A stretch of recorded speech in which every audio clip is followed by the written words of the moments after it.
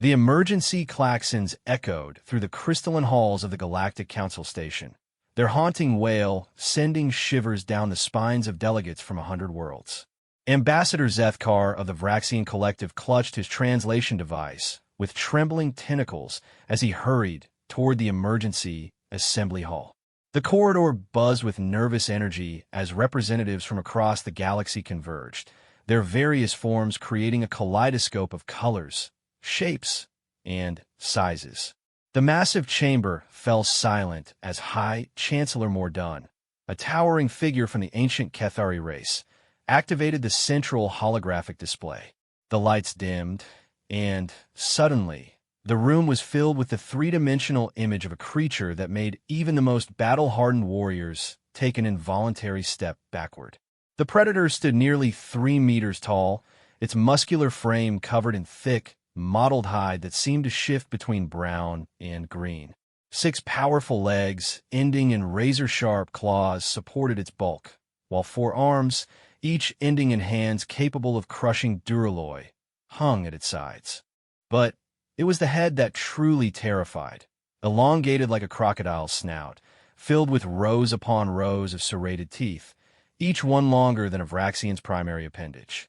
The creature's eyes, cold and calculating, seemed to pierce through the hologram and into the souls of every delegate present. "This," Chancellor Mordan announced, his voice carrying the weight of centuries, "is a Kethmoran apex predator. They are indigenous to the death world of Kethmora Prime in the Outer Rim territories." A collective gasp rose from the assembly. Death worlds were legendary among galactic civilizations, planets so hostile that they were considered uninhabitable by any sentient species. The very idea that something could not only survive but thrive on such a world was beyond the comprehension of most council members. Ambassador Yelesta of the Peaceful Harmony Coalition raised her crystalline hand, her voice trembling as she spoke. "Chancellor, surely you don't mean to suggest that these creatures pose a threat to civilized space? They're confined to their death world, are they not?" The Chancellor's expression grew grave as he manipulated the holographic controls. The image shifted, showing grainy surveillance footage from a remote mining station. The timestamp indicated the recording was less than 72 hours old. The delegates watched in horror as a pack of the apex predators tore through the station's defensive barriers as if they were made of paper.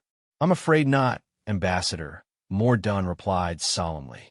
3 days ago, a Kethmoran transport vessel suffered a catastrophic navigation failure. They crashed on Kethmora Prime, with a full cargo hold of these creatures being relocated to a xenobiological research facility. The ship's emergency beacon was activated, and a joint rescue mission was launched by the Terran Colonial Fleet and our own emergency response vessels. The hologram shifted again, showing the twisted wreckage of the transport ship. Scorch marks and claw gouges covered every surface.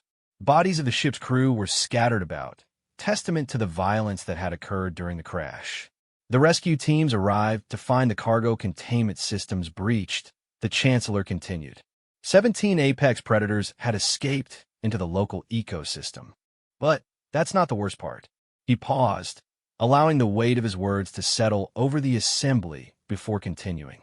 "The creatures have begun to adapt. Our xenobiological experts estimate that within 6 months, they will have established a breeding population. Within 2 years, they will have overrun the planet's existing ecosystem. And within 5 years," he let the sentence hang in the air. Ambassador Drixenel of the Hegemony Military Command leaned forward in his hovering chair. "What you're suggesting is impossible, Chancellor. No species can adapt that quickly to a new environment, especially not a death world environment. Under normal circumstances, you would be correct," Mordan acknowledged. "But Kethmora Prime is not just any death world. It's what our scientists classify as a Class 12 death world, the highest classification in our database. A planet where the very air is toxic to most carbon-based life forms, where the gravity is 3 times galactic standard, where the indigenous flora and fauna have evolved to kill anything that doesn't belong." The Chancellor activated another sequence, showing data streams and scientific readouts. The predators aren't just adapting, they're thriving. Our long-range sensors indicate they've already begun to hunt the native species successfully. At their current rate of adaptation and reproduction, they could theoretically spread to other worlds within a decade. A stunned silence fell over the assembly. The implications were staggering. These creatures, already the apex predators of one of the most dangerous planets in known space, were proving capable of conquering an entirely new ecosystem in record time. Ambassador Zethkar finally found his voice. "What are you proposing, Chancellor? Surely the Galactic Council's military forces can contain this threat." Mordun's expression grew even more grave. "I'm afraid conventional military intervention is not an option. Kethmora Prime's atmospheric conditions make orbital bombardment impossible. Our weapons would be neutralized before reaching the surface. Ground operations would require environmental suits that our forces simply don't possess in sufficient quantities. And even if we could mount such an operation, our preliminary calculations suggest we would need to commit the entire galactic defense fleet to ensure success." The Chancellor paused, scanning the faces of the assembled delegates. "Which brings us to why this emergency session has been called. There is one species in the galaxy that has experience operating in extreme environments. One species that has successfully colonized Death World before."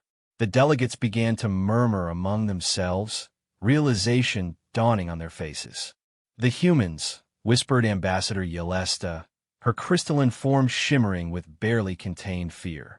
"Indeed," confirmed Chancellor Mordun. "The Terran colonial fleet has 3 ships currently in the Kethmora system as part of the original rescue mission. We have been in communication with their mission commander, a Captain Sarachun. When we briefed her on the situation and showed her the footage of the apex predators, she seemed remarkably unconcerned." The Chancellor activated the communication system, and suddenly, the chamber filled with the image of a human female.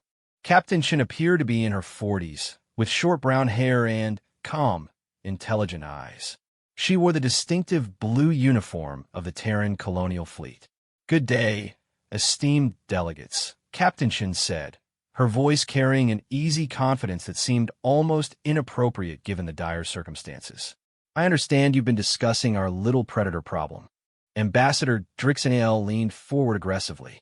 "Captain, with respect, this is hardly a little problem. These creatures represent a potential threat to galactic civilization as we know it." Captain Chin's expression didn't change. If anything, she seemed mildly amused. "Oh, I'm sure they're very impressive by your standards. We've been reviewing your footage and biological data. Fascinating creatures, really. Fascinating." Ambassador Zethkar's voice rose to a higher pitch. "Captain, these are apex predators from a Class 12 Death World. They're nearly invincible killing machines." "Are they now?" Captain Chin replied, her tone remaining conversational.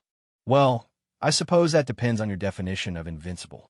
Tell me, have any of you actually seen what a real predator looks like?" Before anyone could respond, Captain Chun turned to someone off-screen.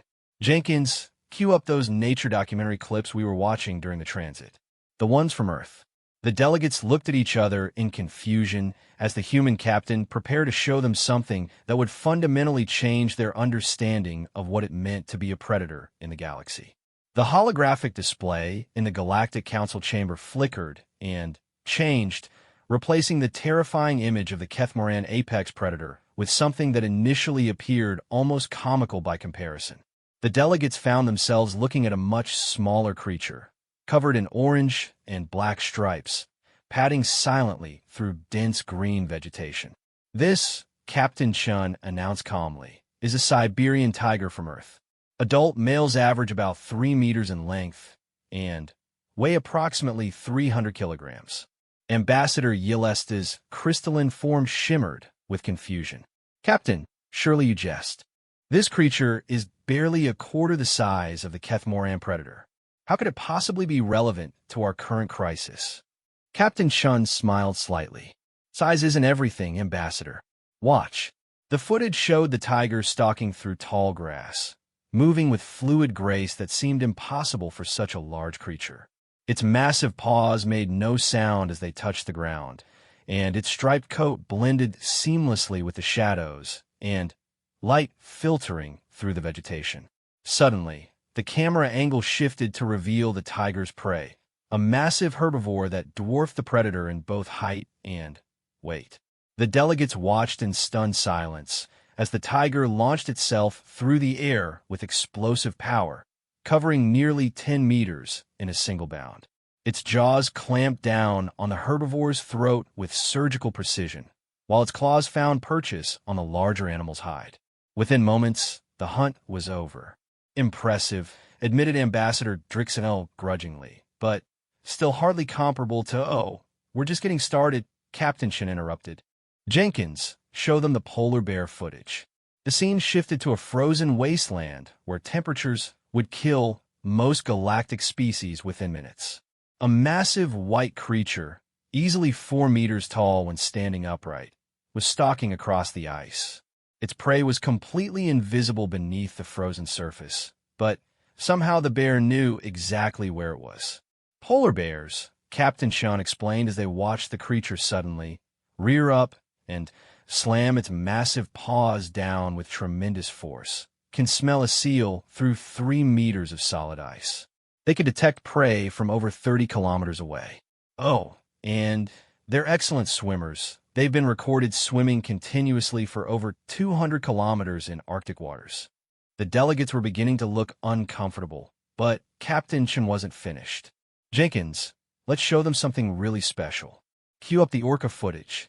The display shifted to an underwater scene that made several delegates instinctively step backward.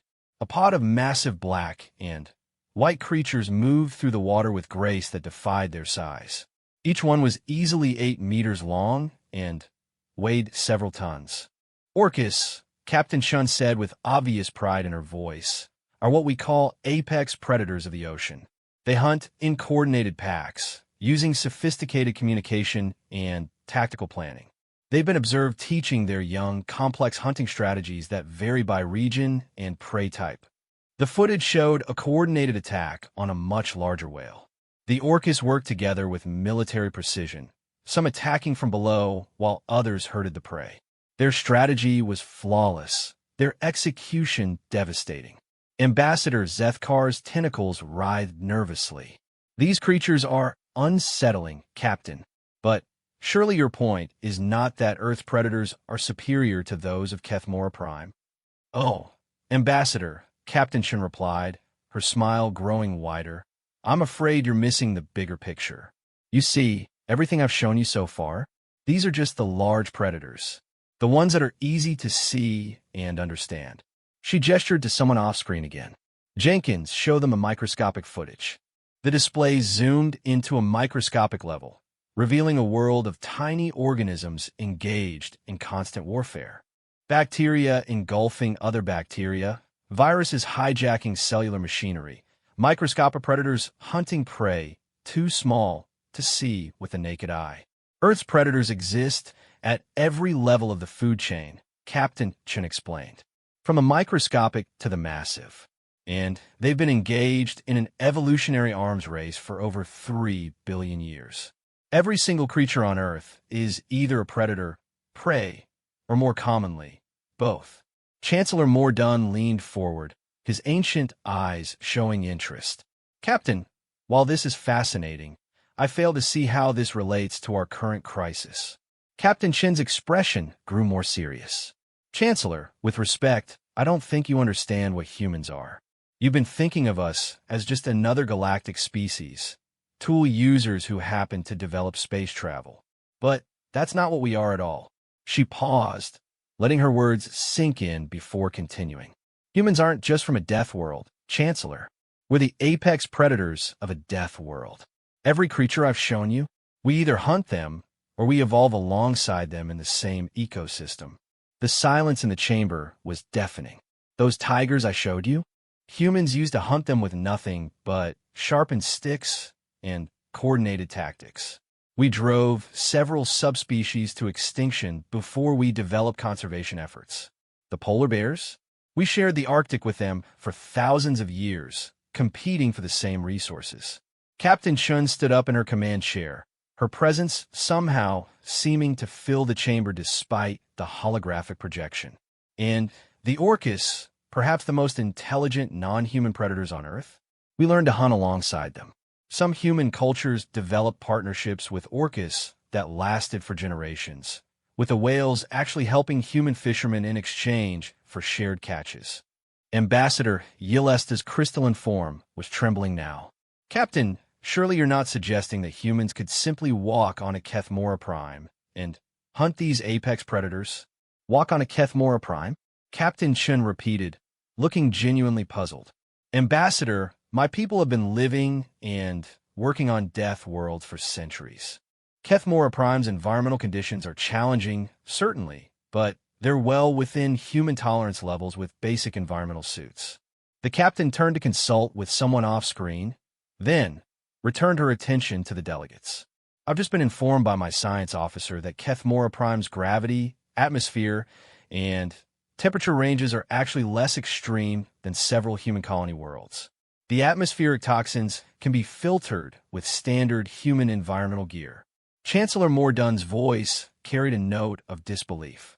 Captain, are you seriously suggesting that humans could mount a successful hunting expedition against creatures that our best military experts consider nearly unstoppable?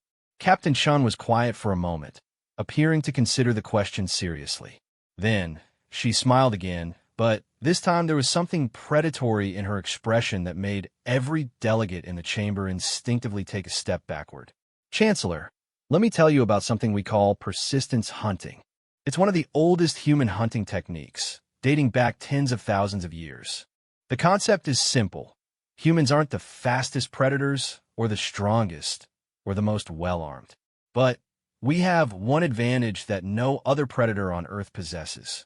She paused dramatically. We never give up. A human hunter can track prey for days or weeks without stopping. We can run for hours without rest, following wounded prey until it collapses from exhaustion. We can go without food or sleep longer than almost any other creature our size. And we never, ever stop hunting something once we've decided it needs to die. The delegates were staring at Captain Chun with a mixture of fascination and growing horror. But more importantly, she continued, we're tool users. And not just simple tools. We create tools specifically designed to kill whatever we're hunting. We study our prey, learn their weaknesses, and then engineer solutions to exploit those weaknesses. Captain Chun gestured toward the display, which now showed various human weapons and hunting equipment. The Kethmoran predators are impressive, I'll give you that. But they're also predictable. They're animals operating on instinct and basic intelligence. Humans have been outsmarting creatures like that for our entire evolutionary history. Ambassador Drixenel spoke up, his voice uncertain. Captain, even assuming humans could successfully hunt these creatures, there are 17 of them loose on the planet. And our projections suggest they'll begin breeding soon. Captain Chin's smile became positively wolfish. 17? Ambassador, you're thinking too small. The real question isn't whether we can hunt 17 predators. The real question is whether we should. The chamber fell into another stunned silence. You see, Captain Chun continued, humans have been dealing with invasive predator species for millennia. Sometimes we hunt them to extinction. Sometimes we capture them and relocate them. And sometimes, she paused, her smile growing even wider. Sometimes we domesticate them. The word domesticate hung in the air of the Galactic Council chamber like a toxic cloud. The very concept seemed so alien, so impossibly dangerous, that several delegates began making involuntary sounds of distress. Ambassador Zethkar's tentacles had turned a pale shade of green, while Ambassador Yelesta's crystalline form was flickering rapidly between different colors. Chancellor Mordun was the first to find his voice. Captain Chun, surely you cannot be serious. These are apex predators from a Class 12 death world. The very suggestion that they could be domesticated defies all biological and evolutionary logic. Captain Chun leaned back in her command chair, her expression remaining perfectly calm despite the obvious distress she was causing among the galactic representatives. Chancellor, I understand your skepticism, but let me share something that might put this in perspective. She gestured off-screen again. Jenkins, bring up the domestication files. Start with the wolves. The holographic display shifted to show a creature that immediately sent waves of panic through the assembled delegates. The wolf was smaller than the tigers they had seen earlier, but there was something about its yellow eyes and predatory posture that spoke to a deeper, more primal fear. Its lean body was built for endurance hunting, its powerful jaws designed to crush bone, and its intelligence was clearly visible in the way it studied its surroundings. This, Captain Chun announced, is a gray wolf, also known as Canis lupus. They are pack hunters with complex social structures, capable of bringing down prey many times their own size through coordinated attacks. They were one of humanity's greatest competitors and most dangerous predators for thousands of years. The footage showed a wolf pack in action, demonstrating the same kind of tactical coordination the delegates had seen in the orca hunt. The wolves moved with purpose and intelligence, communicating through subtle body language and vocalizations as they herded their prey into an ambush. Now, Captain Chun continued, let me show you what those same creatures look like today. The image changed to show a completely different scene. A small human child, no more than 5 or 6 years old, was playing in a grassy field. Running alongside the child, tongue lolling out in what appeared to be joy, was a creature that was clearly descended from the wolves they had just seen, but transformed beyond recognition. This is what we call a golden retriever, Captain Chun explained as they watched the child and the animal play together with obvious affection. It's a direct descendant of those same wolves, selectively bred by humans over thousands of generations. They are loyal, intelligent, and protective of human families. Many human children grow up with these companions. Ambassador Drixenel's military bearing seemed to waver as he processed what he was seeing. You're suggesting that humans took apex predators and turned them into pets. Not just pets, Captain Shin corrected. Partners, working companions. Let me show you some other examples. The display cycled through a series of images that left the delegates increasingly speechless. Horses, massive and powerful, carrying human riders into battle. Falcons, deadly aerial predators, hunting in cooperation with human handlers. Oxen, animals weighing several tons, placidly pulling farming equipment under human direction. Humans have domesticated hundreds of species, Captain Chun explained. Everything from the smallest hunting birds to creatures that could easily kill us if they chose to. We've taken predators, prey animals, and everything in between and integrated them into human civilization. She paused, letting the implications sink in. But those are just the traditional domestications. Let me show you some of our more recent achievements. The scene shifted to what was clearly a modern human facility. Scientists in protective gear were working with creatures that made the previous examples look tame by comparison. Massive reptilian predators with jaws that could snap a human in half moved docilely through specially designed enclosures.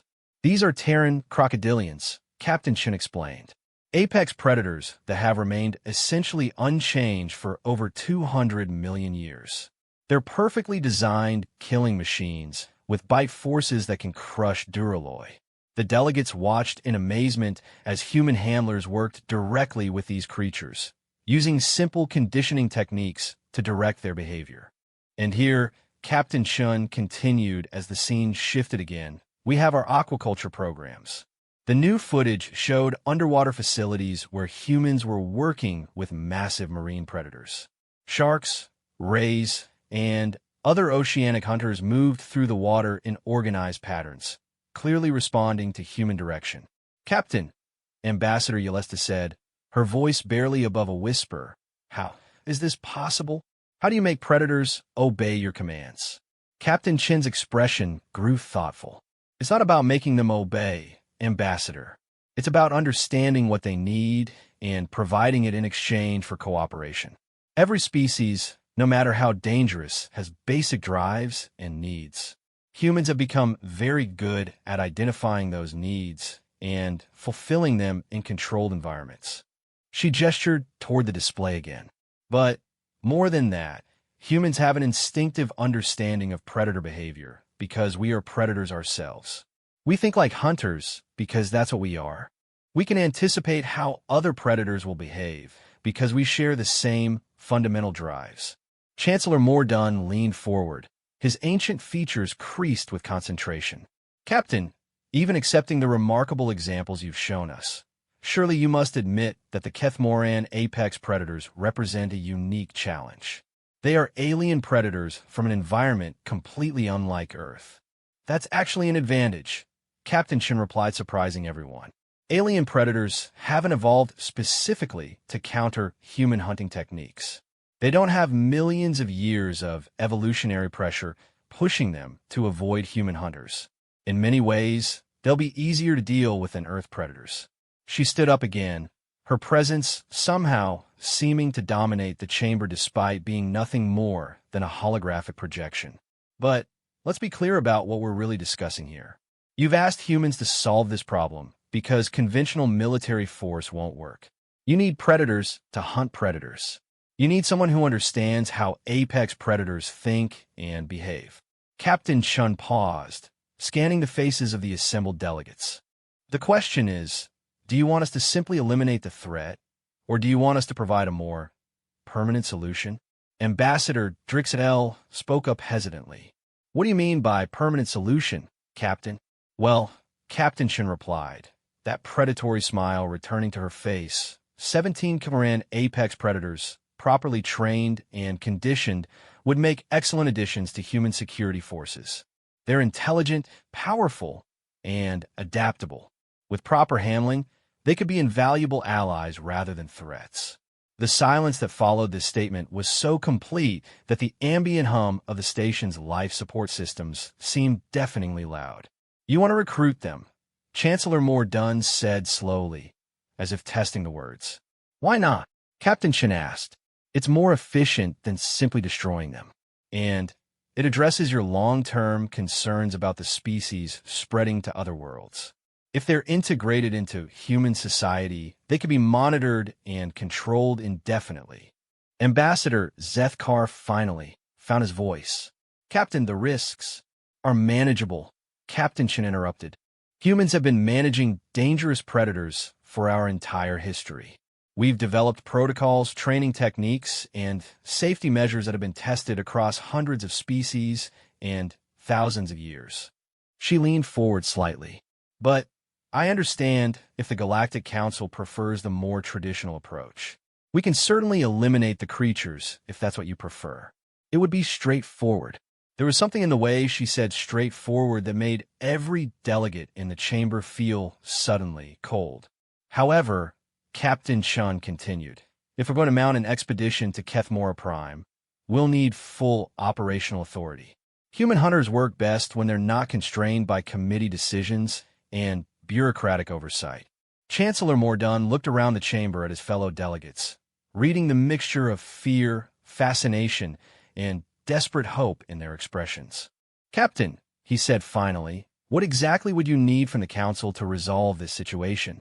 Captain Sarah Chun stood on the observation deck of the Terran Colonial Fleet vessel Persistence, watching the storm-racked surface of Kethmora Prime through the reinforced viewport.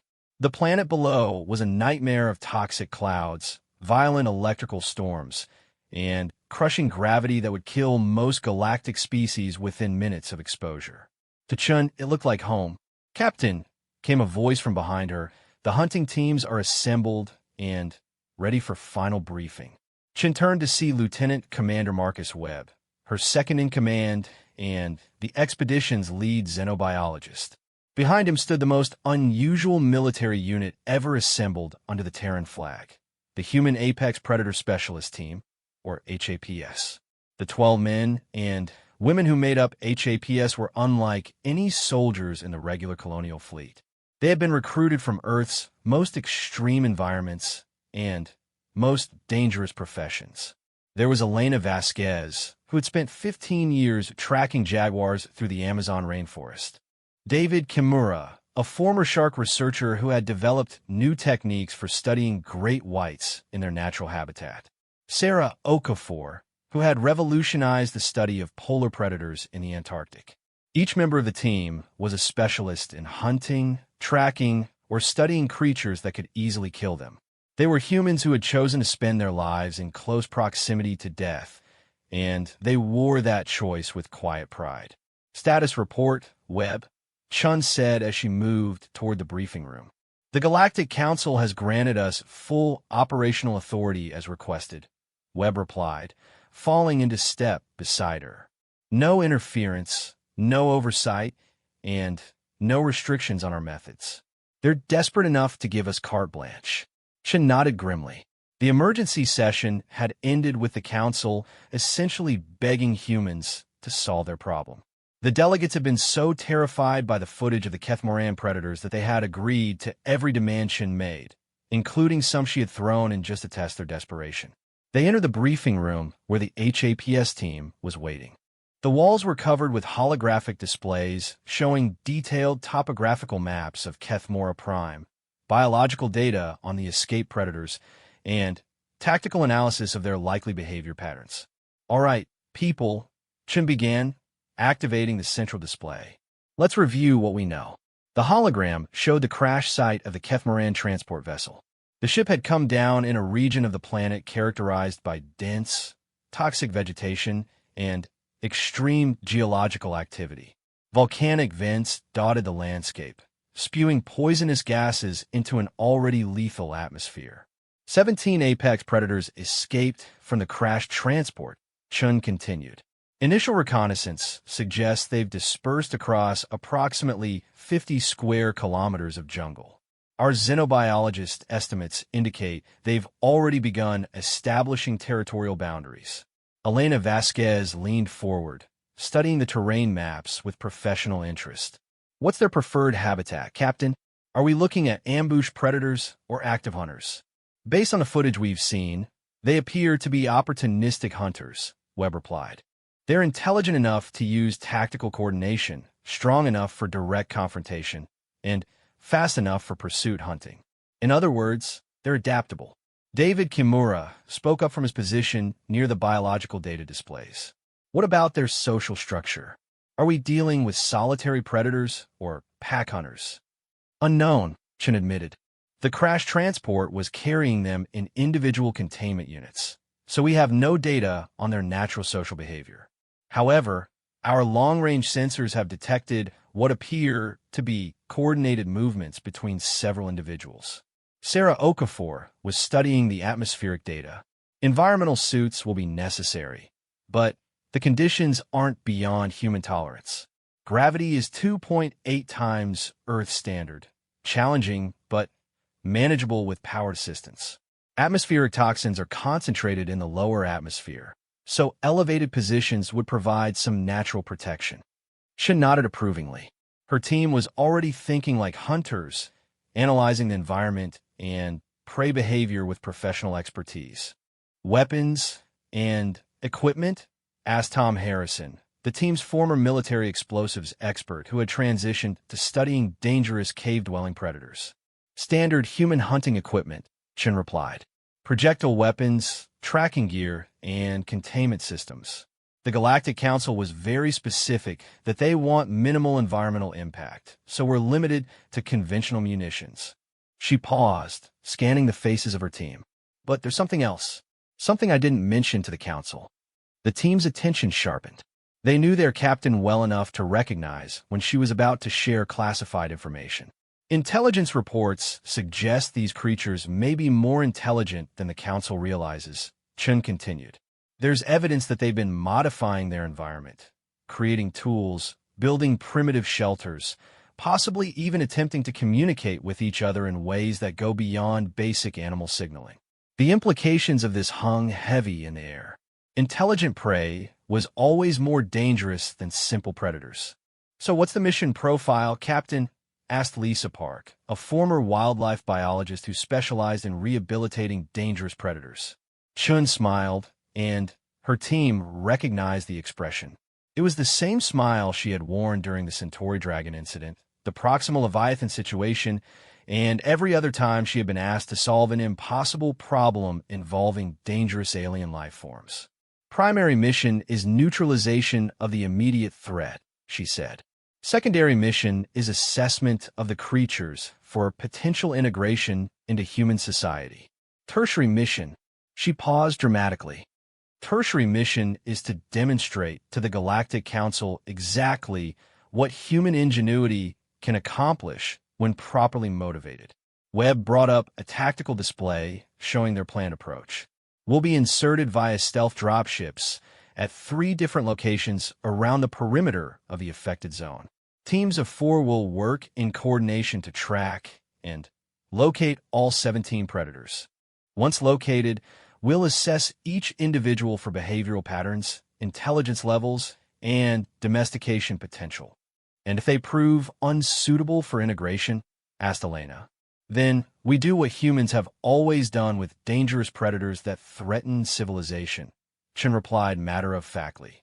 We eliminate them efficiently and permanently. The team nodded grimly. They were all scientists and specialists, but they were also realists. Sometimes the most humane solution was the most final one. Insertion begins in 6 hours, Chen announced. I want final equipment checks completed in 4 hours, and I want everyone to get some rest before we go down. This is a death world, people, and we're hunting creatures that evolved to be the apex predators of that world. No matter how confident we are in human capabilities, we don't take unnecessary risks. As the team began to disperse, Webb approached Chen privately. Captain, what aren't you telling them? Chen was quiet for a moment, her expression growing serious. The Galactic Council is terrified, Marcus. More terrified than they let on during the emergency session. They've run every computer simulation they can think of, and every single one shows the same outcome. These creatures spreading beyond Kethmora Prime within a matter of years. And they've also run simulations on what would happen if these creatures encountered human colonies, Chun continued quietly. The results weren't what they expected. Webb waited for her to continue. In every simulation where Kethmoran predators encountered established human populations, the humans won, Chen explained. Not just survived, won completely. The simulations suggest that humans would not only successfully defend against these creatures, but would likely hunt them to extinction within a generation. Webb's eyes widened as he understood the implications. The Council isn't just afraid of the predators. They're afraid of what our success will mean for the balance of power in the galaxy. Chen nodded grimly. We're about to demonstrate that humans aren't just another galactic species, Marcus. We're about to show them that we're the apex predators of the galaxy, and that everything else, including their worst nightmares, is just prey. She turned back toward the viewport, watching the storm-racked surface of Kethmora Prime. The question is, are we ready for the consequences of that demonstration? 3 weeks after the human expedition landed on Kethmora Prime, Captain Sarah Chun stood in the same Galactic Council chamber where this crisis had begun. But everything had changed. The atmosphere in a room was no longer one of panic and desperation. It was something far more complex and, frankly, terrifying. Behind Chun stood 12 members of the HAPS team, still wearing their environmental suits from the surface mission. But they were not alone.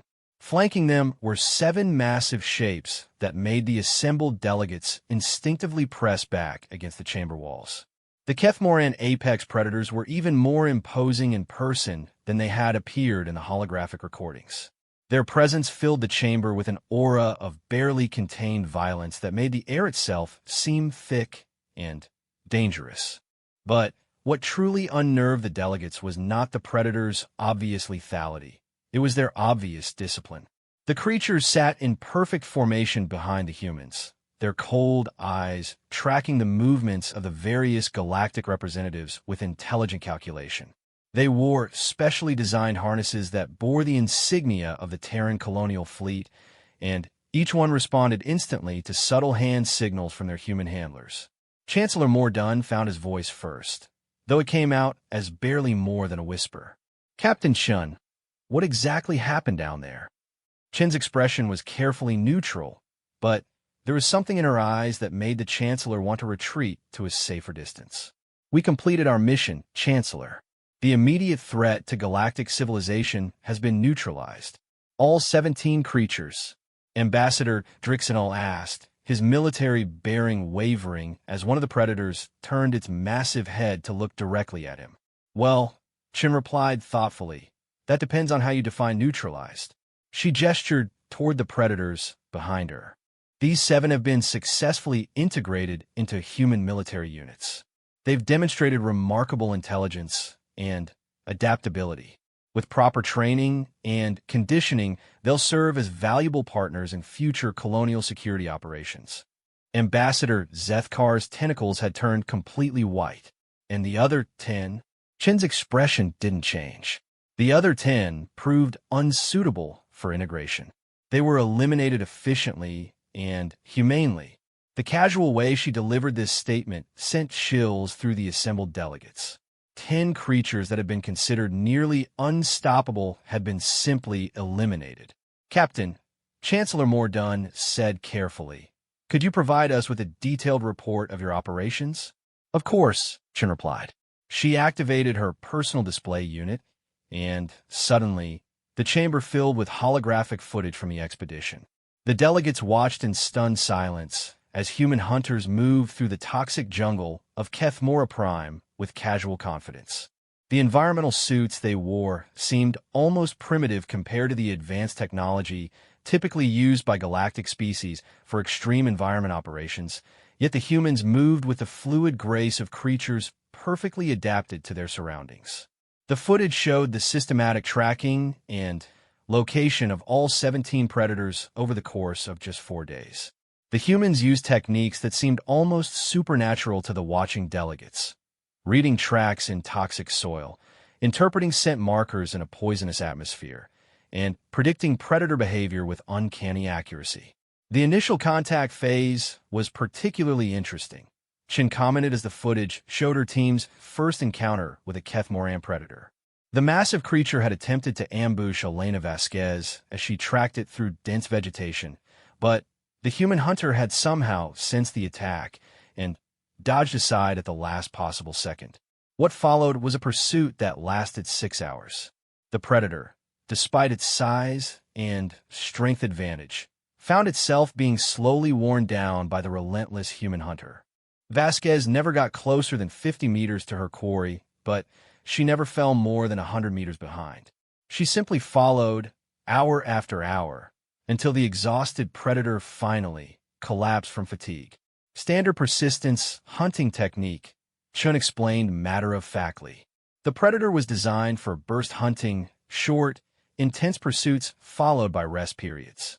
Humans evolved for endurance hunting. We can maintain pursuit indefinitely. The footage continued, showing similar encounters between humans and predators. In every case, the pattern was the same.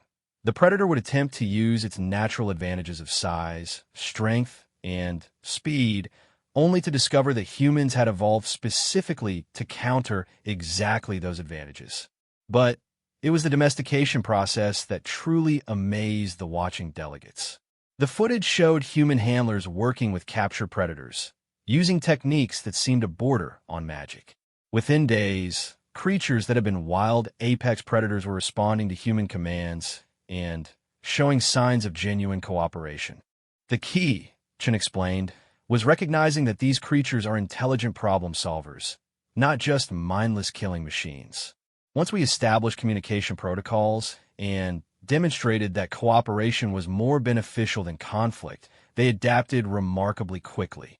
Ambassador Yelesta's crystalline form was flickering rapidly between different colors, indicating extreme emotional stress. Captain, this is unprecedented. No species in galactic history has ever successfully domesticated apex predators from an alien world. No species in galactic history has ever needed to, Chin replied. Most galactic species evolved on relatively peaceful worlds and developed technology as an alternative to natural selection pressure. Humans evolved on a death world where technology was just another tool in the hunting arsenal. Chancellor Mordun leaned forward, his ancient features showing a mixture of awe and concern. Captain, what are the implications of this success? What does this mean for future human operations? Chin was quiet for a moment, considering her response carefully. When she spoke, her voice carried a weight that made every delegate in the chamber pay close attention. Chancellor, what this means is that the galaxy has been operating under a fundamental misconception about the nature of predation and survival. You've all assumed that technology represents the evolutionary endpoint, that once a species develops sufficient technology, they no longer need to worry about biological threats. She gestured toward the 7 predators behind her, who remained perfectly still despite their obvious alertness. But humans never stopped being predators. We simply became predators with technology. When we encounter a threat like the Kethmoran apex predators, we don't see an unstoppable force of nature. We see prey that happens to be particularly challenging to hunt. The silence that followed this statement was profound. Ambassador Drixenel finally spoke, his voice carefully controlled. Captain, are you suggesting that humans view other galactic species as prey? Chin's expression softened slightly, and for the first time since entering the chamber, she smiled genuinely. Of course not, Ambassador. Humans have no interest in hunting sentient species. We're very clear on the distinction between prey and people. The relief in the chamber was palpable, but it lasted only until Chun continued speaking. However, we are equally clear on the distinction between people and threats, and we've developed very effective techniques for dealing with threats. She paused, allowing the implications of her words to sink in. The Kethmoran predators were classified as a galactic threat. We dealt with them accordingly. If other threats emerge in the future, regardless of their origin or nature, we'll deal with them the same way. Chancellor Mordun seemed to age a decade in the space of a few seconds as he fully grasped what Chun was telling him. Captain, what would humans require to make your services available to the Galactic Council on a permanent basis? Chin's smile returned, but this time it carried that familiar predatory edge. That's an interesting question, Chancellor. Let me consult with my team and provide you with a comprehensive proposal. She turned to address the HAPS team behind her. What do you think, people? Want to make this official? Elena Vasquez stepped forward, one hand resting casually on the harness of the massive predator beside her. Captain, I think the galaxy could use some proper wildlife management services. David Kimura nodded agreement. These apex predators are just the beginning. There are probably dozens of worlds out there with dangerous species that the Council considers uncontrollable. Hundreds, corrected Sarah Okafor. And that's just the ones we know about. Chin turned back to face the assembled delegates, her expression now completely serious.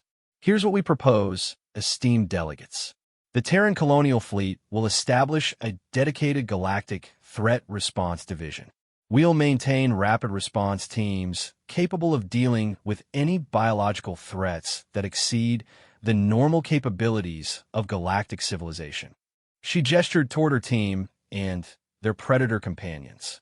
In exchange, we want full operational authority for threat response missions, access to galactic databases on dangerous worlds and species, and she paused, her smile returning, and a formal acknowledgement from the Galactic Council that when it comes to dealing with predators, humans are the apex species in the galaxy. Chancellor Mordun looked around the chamber at his fellow delegates, reading the mixture of terror and desperate gratitude in their expressions. Finally, he turned back to Chun. Captain, I believe we have an agreement. As the formal negotiations began, Chun allowed herself a moment of private satisfaction. The Galactic Council had just officially acknowledged what humans had always known. In a galaxy full of prey, there was only one species that truly understood what it meant to be a predator. And now everyone else knew it too. Later, as the human delegation prepared to leave the council station, Elena Vasquez approached Captain Chun with a question that had been bothering her since the mission began. Captain, back on Kethmora Prime, when we were tracking that first predator, you made that comment about bringing one to show the council. Were you already planning this whole demonstration? Chen looked at her subordinate with genuine amusement. Elena, you've been around humans long enough to know the answer to that question. Which is? Chen's smile became absolutely predatory. When a human jokes about hunting something, we're not really joking. We're just giving the universe fair warning about what's going to happen next. She gestured toward the 7 Kethmoran predators who were now officially part of the Terran colonial fleet. The council asked if we could bring one, so we brought 7, and we kept our sense of humor about it. Elena laughed, understanding finally dawning on her face. So the whole thing was just an elaborate practical joke? The best jokes, Chen replied, are the ones that make a serious point. And the point we just made to the galaxy is that humans don't just survive in a universe full of predators. She paused, watching through the viewport as ships from dozens of different galactic species maintained a respectful distance from the human vessels. We thrive in it, because we're the reason all the other predators should be afraid of the dark.